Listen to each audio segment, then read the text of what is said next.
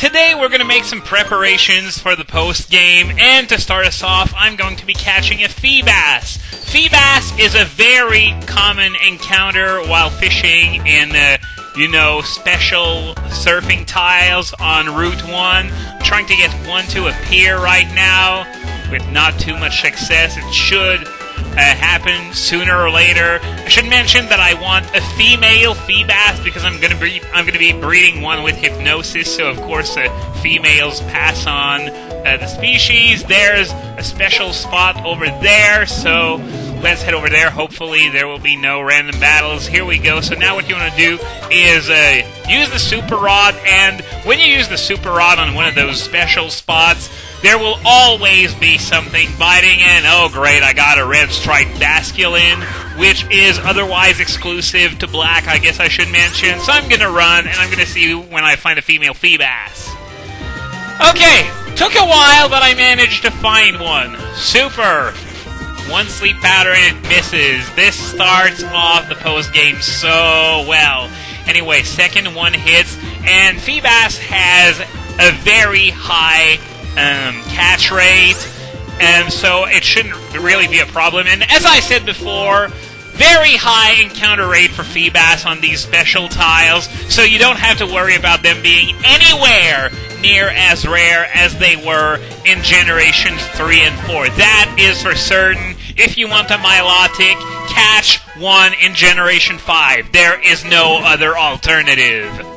Also, a very important thing is that since contest stats are no longer a thing, the method of evolution changed. You now evolve it by trading it with a Prism Scale attached. But we're going to take care of that later once I've actually bred one with Hypnosis. Now we're going to head over to Driftvale City, because the easiest way to breed Hypnosis onto a Feebas is to breed it with a Poliwag that knows Hypnosis. Now, first, I'm just going to head into the Pokemon Center real quick, buy some Pokeballs since I'm almost out of the regular kind. I'm going to buy 2 batches of 10. As I always say, always buy them in sets of 10, because that way you get the most advantage out of the Premier Ball bonus. Sure, you only save a limited amount of money, but something free is still better than nothing free, of course. So, for Poliwags, oh wow, I actually landed something right on the first try, but you don't need to hunt for special spots this time. Blue Striped Basculin, you know what, I'm gonna kill this guy since it's worth pretty acceptable experience. And I'm going to cut that here, and I'm going to see you once I find a male Poliwag. Of course, it has to be male to pass down Hypnosis, so I will see you in just a moment. Here we go, found one. It didn't take that long since Poliwag is rather common on Route 6, which is where I am right now. I guess I should have mentioned that earlier. But, okay, anyway, Sleep Powder connects on the first try. Is it going to be a one-ball catch here? Well, not that it would really matter because it's just a run-of-the-mill Poliwag. Yes! So I caught a Poliwag, so I'm going to be able to breed... No, I'm not going to be able to breed quite yet, because this Poliwag is level 36. It learns Hypnosis at level 8, which means, of course, that I'm going to have to use the move relearner in Mr. Alton City. So I guess this is what I'm going to do, and it's also going to give me a chance to demonstrate the move relearner in this generation. Even though I think I've shown it to you in previous generations, it doesn't ever really change.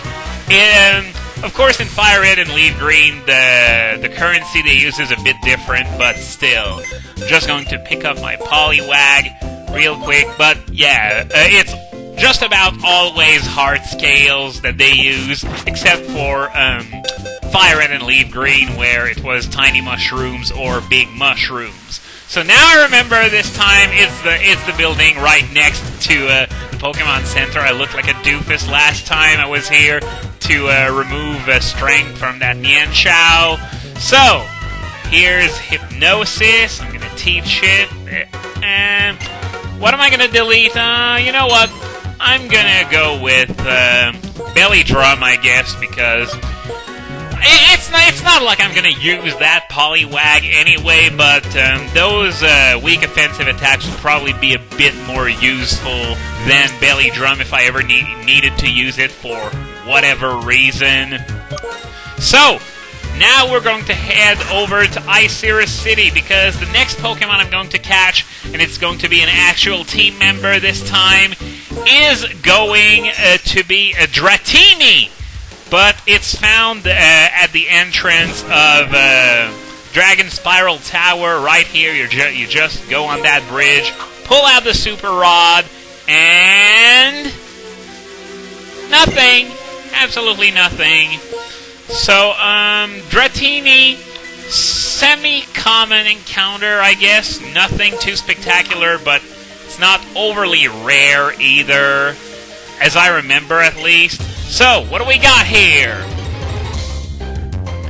Another Basculin! Just great! So, once again, I guess I'm gonna have to cut the search out because it would get really tedious really fast. I'm gonna see you once I find a Dratini. Hopefully it has a decent nature because it's common enough that I can afford to be picky about the nature of that Dratini. See you in a moment. Well, cutting was entirely pointless because it was the second Pokemon that I encountered after the Basculin that you just saw. So, yeah, pretty high level. Oh, yeah, of course it has Shed Skin. So, you know what?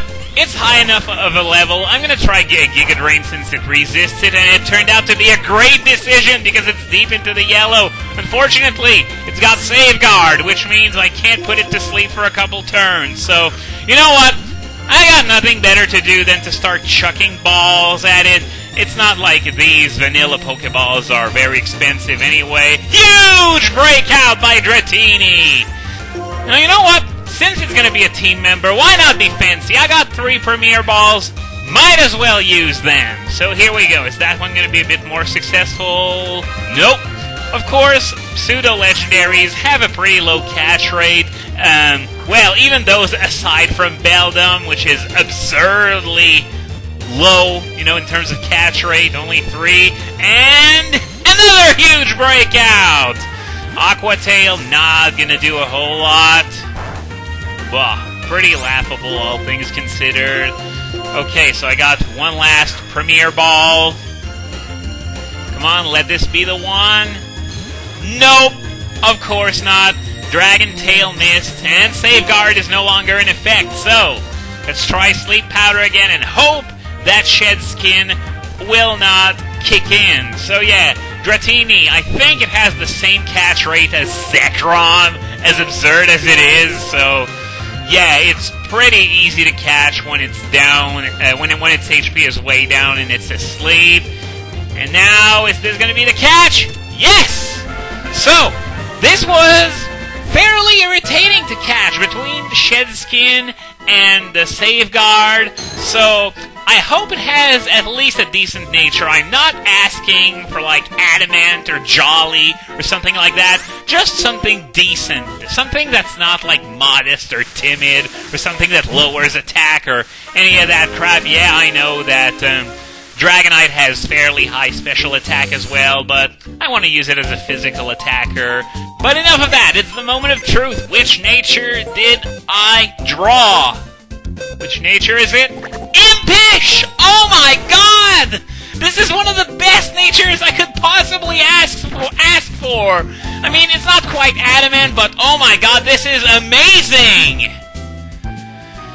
Now, we are heading to Undella Town, and I'm going to try and head over there without fighting any trainers whatsoever. We started on Route 16, which is near Nimbasa, now crossing the Marvelous Bridge. When you do so, you're about halfway through. The Shadow Triad is going to interrupt you. Don't worry, they're not here to fight you. But yeah, as Sharon said earlier on, the Shadow Triad bailed Getsis out, and now Getsis has pretty much gone into hiding, and the reason for their visit is, in fact, to give you the Adamant Orb, and the Lustrous Orb, and, predictably, the Griseous Orb.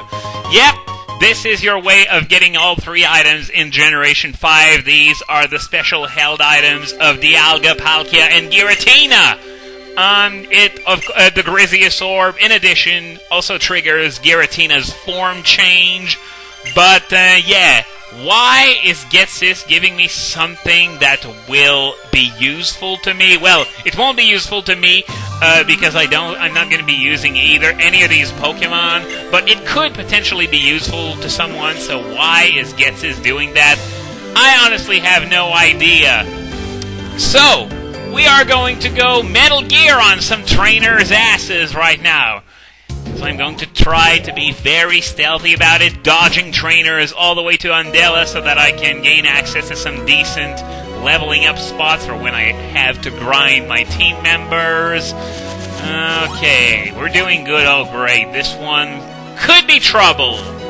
So, come on. Okay, here we go. Whoa. Okay. Well, wild encounters are of a much lesser level than trainers, so I can take them. Of course, keeping a Lilligant against the Fearow, not the best idea, so since I have yet to give Zekrom some love, here's Zekrom's debut against a wild Fearow. Maybe not the grand entrance most people give it, against Ann and Getsis, but it's something. At least it's not going to get its ass kicked in record time because its moveset sucks. But either way, I really hope that I don't draw the attention of any trainers, because all the post-game trainers are at least level 60. That's 6 higher than Getsis' Hydreigon, if you do the math. So this is the White Forest that we were talking about earlier. It's as deserted as can possibly be, of course, but I'm going to get into the mechanics of the White Forest when I come back here for real. Right now, I just want to get to Undella as quick as I can. So this one won't turn around, you just have to go into the tall grass. I know all this beforehand because I've done this a few times before, of course, because trying to get those good leveling up spots is really, really useful for grinding Pokemon, since the Audinos you find in post-game areas are going to be in the high 40s and even as high as 50 in some cases. Of course, those in the Giant Chasm are even higher, but you gotta go through a cave to get to the area with the Audinos. So, okay, it's this one. Yep, he's gonna turn around. Turn back! Turn back! Turn back! Turn back!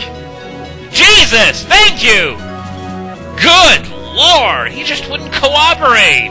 Now, is there someone it's weird, I remember the trainer running around here, but not complaining because I just about made it to Undella Town. I'm just gonna surf across just to be absolutely sure.